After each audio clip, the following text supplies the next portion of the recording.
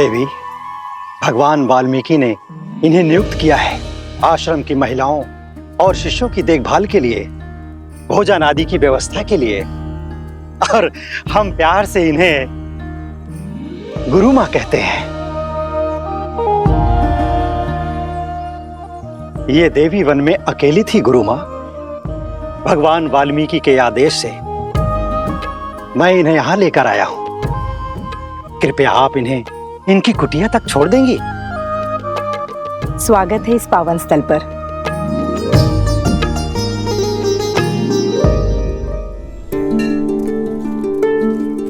ये तुम्हारी कुटिया है, आज से तुम यहीं रहोगी।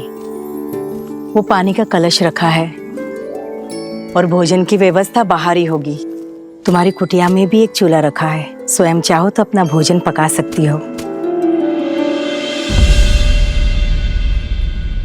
राम सिया राम सिया राम सिया राम, राम सिया राम सिया राम। तुम्हारे घर में पलने वाली संतान अति भाग्यवान है, जिसे जन्म लेने के लिए भगवान वाल्मीकि का आश्रम प्राप्त हुआ है। मैं उनसे कब मिल सकती हूँ? उनके गुणगान संसार के हर कोने में सुने हैं मैंने, और आज उनके आश्रम में आश्रय पाकर धन्य हो गई हूँ मैं। उनका आशीष पाने का सौभाग्य कब मिलेगा मुझे? शीघ्र ही तुम्हारी ये इच्छा पूरी होगी। भगवान अपने मंदिर में ध्यानस्थ रहते हैं। स्नान के बाद मैं तुम्हें उनके दर्शन हेतु ले जाऊंगी।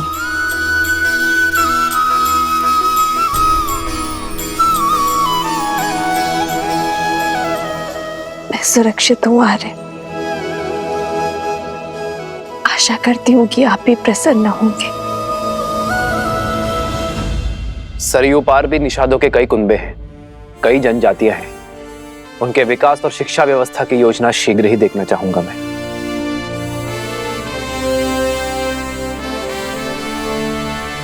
अयोध्या नरेश की जय हो।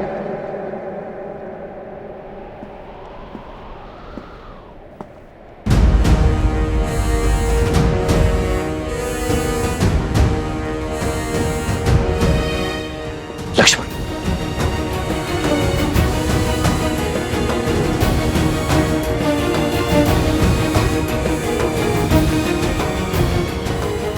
सेनापति लक्ष्मण, राजा राम के आदेशानुसार महारानी सीता को, अर्थात मेरी भाभी मां को, वन में बहुत दूर छोड़कर आ गया है। उन्हें वन में इतनी दूर छोड़ाया हूं जहां अयोध्या की। लक्ष्मण,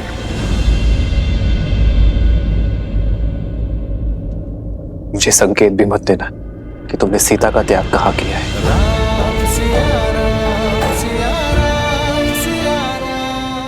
जी महाराज, अवश्य। प्रतीत होता है आसुरी माया अयोध्या की प्रजा के साथ साथ राजा पर भी हावी हो चुकी है।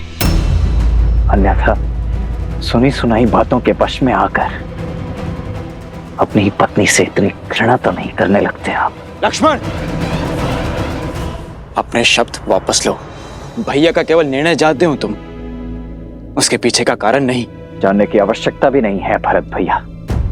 जिस प्रकार खंडित मूर्ति की पूजा नहीं की जाती, अधूरे वेदों में धर्म का वास नहीं होता, उसी प्रकार जिन श्री राम की बाईं ओर भाभी माना खड़ी हूं, वो अयोध्या के राजा राम अवश्य हो सकते, परंतु लक्ष्मण के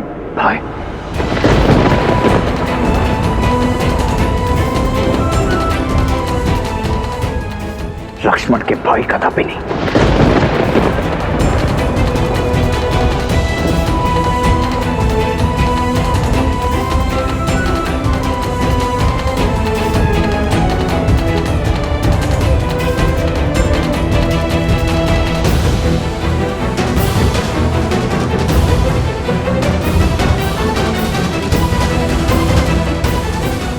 लक्ष्मण, रुको भरत।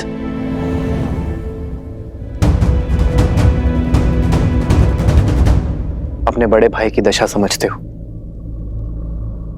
तो अपने छोटे भाई की मनोदशा को भी समझो। मुझे लक्ष्मण से कोई क्रोध नहीं। लक्ष्मण तो मेरे पाप को काटने की सहायता कर रहा है। सीता को त्यागने का पाप, विवाह के समय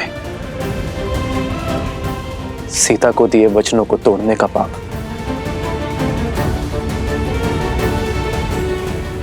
भरत, जिस दिन लक्ष्मण मुझे क्षमा कर देगा मैं इन सभी पापों से मुक्त हो जाऊंगा। भैया राम सिया राम सिया राम सिया राम, राम सिया राम सिया राम सिया राम।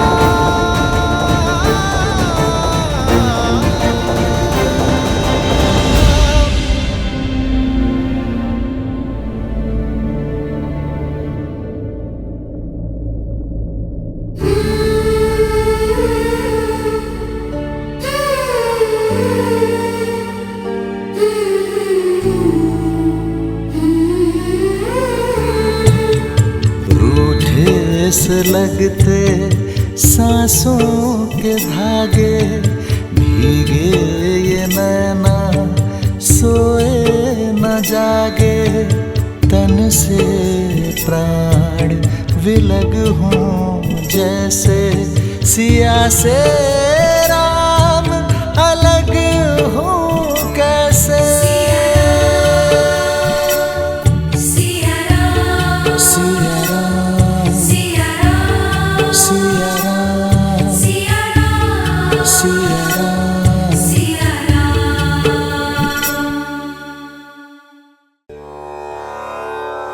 ये उपहार आश्रम वासियों के लिए आप इन्हें सब में वितरित कर दीजिए। आश्रम वासियों की ओर से धन्यवाद देवी।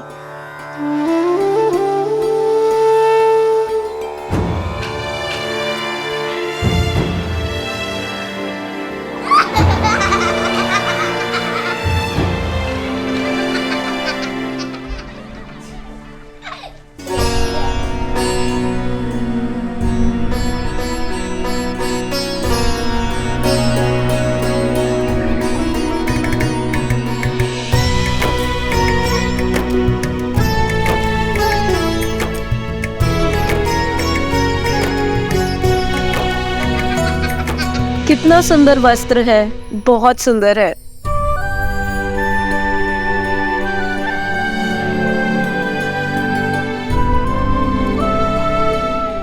देवी, आपके दिए हुए वस्त्र देखे हमने, बहुत ही सुंदर है। लगता है ये भेष अवश्य तपस्विनी का है, किंतु उपहारों का चयन तो किसी महारानी सा लग रहा है। कहां से लिए ये उपहार? और आपका नाम क्या है? अरे, अतिथि को कुछ देर विश्राम तो करने दो। आते ही प्रश्नों की बौछार कर दी तुम लोगों ने। भगवान वाल्मीकि से भेंट करने का समय आ गया है। धन्यवाद।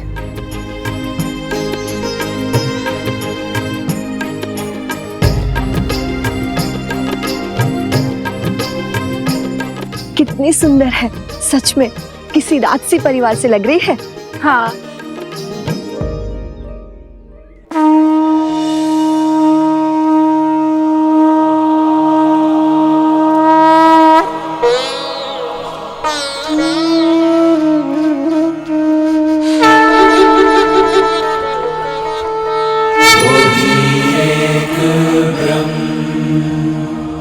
अजर अमर अनडोल निश्चल पुरुषोत्तम सर्वपूर्णम श्री गुरु वाल्मीकि भगवान जी। प्रणाम। सौभाग्यशालिनी हूं मैं कि मुझे आपके पावन सानिध्य में शरण मिली। रघुवंशी आपके इस उपकार के लिए सदा आपके सामने नतमस्तक रहेगा। इस आश्रम को तुम्हारी ही प्रतीक्षा थी जानकी। ये आश्रम तुम्हारे लिए शरण नहीं, घर है तुम्हारा। धन्यवाद, किंतु एक निवेदन है। निर्भय होकर कहो। आप तो अंतर्यामी है, सर्वज्ञाता है। आपने मुझे पहचान लिया, किंतु मैं नहीं चाहती कि यहाँ किसी को मेरा परिचय मिले, और ना ही मैं यहाँ किसी को वन में आने का कारण बता सकती हूँ। ये संसार वो बहेलिया है जिसे सुख और आनंद में डूबे पंछियों को अलग करने में बड़ा सुख मिलता है।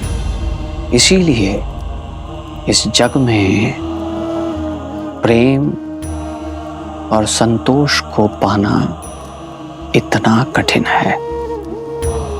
तुम्हारी कथा, तुम्हारी व्यथा और वन में भेजे जाने का कारण मैं सब जानता हूं। निश्चिंत रहो। यहां इस वन में ना ही तुमसे कोई तुम्हारा नाम या परिचय पूछेगा और ना ही कोई संदेह करेगा। यहां सब तुम्हें वन देवी के नाम से जानेंगे।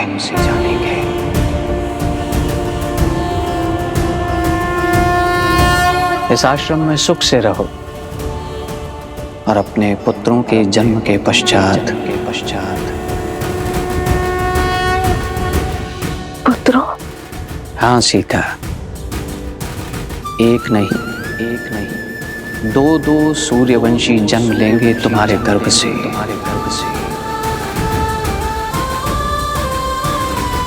और इस आश्रम में धर्म का ज्ञान प्राप्त करेंगे।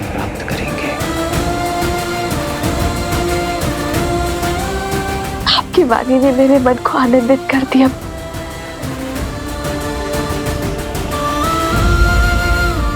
किंतु एक प्रश्न है जिसने मेरे मन को व्याकुल किया हुआ है। यदि उसका भी निदान हो जाता तो। पूछो पुत्री, निर्भय होकर पूछो। क्या मेरा परिवार कभी एक हो पाएगा? क्या कभी मैं, मेरे पुत्र, मेरे स्वामी पुनः कभी मिल पाएंगे?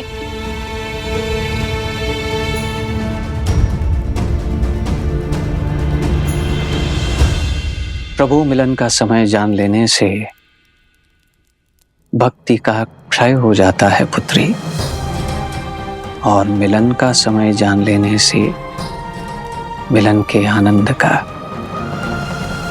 इसीलिए नियति के लेख को समय से पहले पढ़ने का या पढ़ने का प्रयास करना व्यर्थ है।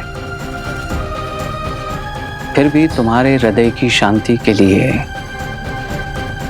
मैं इतना अवश्य बता सकता हूं कि अयोध्या के राज सिंहासन पर तुम्हारे पुत्रों का राज्याभिषेक अवश्य होगा।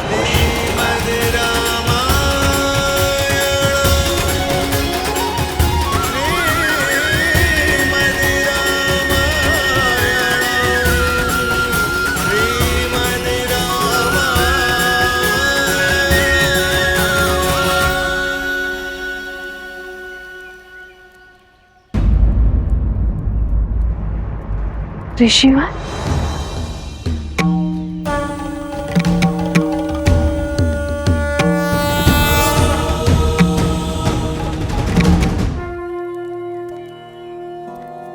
धन्यवाद ऋषिवर। सौभाग्यवती भव महारानी सीता।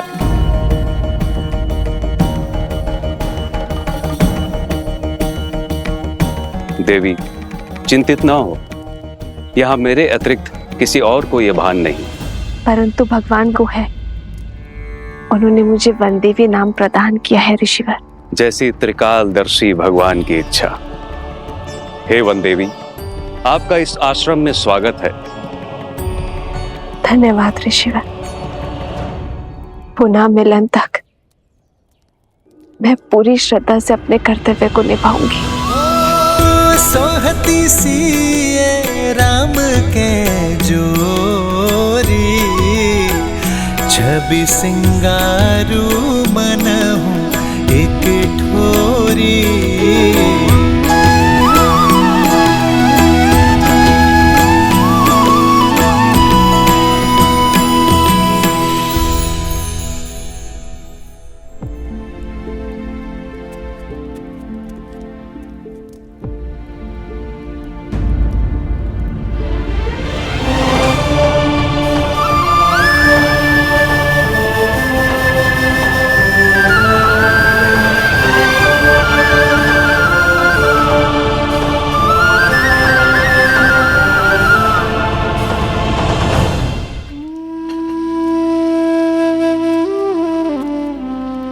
जानती हूँ राम कि तुमने सात्विक जीवन जीने का निर्णय किया है और राजसी भोजन स्पर्श भी नहीं करोगे, इसीलिए वनवासियों वाला भोजन ही लाई हूँ। आज मना मत करना। जब से सीता गई है तुमने अन्न का एक अंश भी नहीं खाया।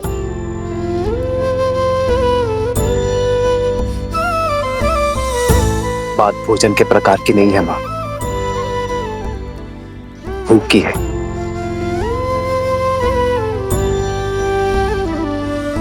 मुझे भूख नहीं है। खा लो। कैसे खा लूं माता? न जाने मेरे पति ने भोजन किया होगा या नहीं। अब केवल पत्नी नहीं, माँ भी हो तुम। तुम्हारा जीवन, तुम्हारा स्वास्थ्य आने वाली संतान के जीवन और स्वास्थ्य से भी जुड़ा है, और तुम्हारा पहला कर्तव्य है अपने गर्भ में पलने वाले शिशु को पोषण देना।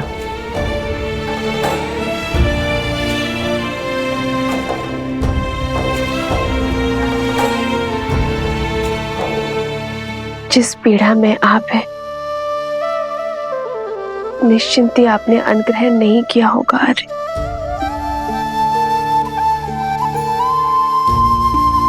थाली यहां रख के जा रही हूं पुत्र। जानती हूं कि सीता की चिंता ने हम सबकी भूख प्यास सब हर लिए, किंतु स्वयं के लिए ना सही, सीता के लिए तो खा लो, क्योंकि इतना विश्वास तो है सीता के पतिव्रत धर्म पे कि जब तक तुम कुछ नहीं खाओगे वो भी अन्न को स्पर्श नहीं करेगी। जन्म जन्म का है ये संगम, राम रतन सीता वैभव धन। एक है पौरुष एक समर्पण, एक है रूप तो दूजा। गुरु माँ का कथन भी उचित है, अयोध्या के कल का पालन करना भी तो आवश्यक है। आर्य राम सिया राम सिया राम सिया राम, राम सिया राम सिया राम। नहीं, मैं आपको खिलाए बिना नहीं खा सकती। आर्य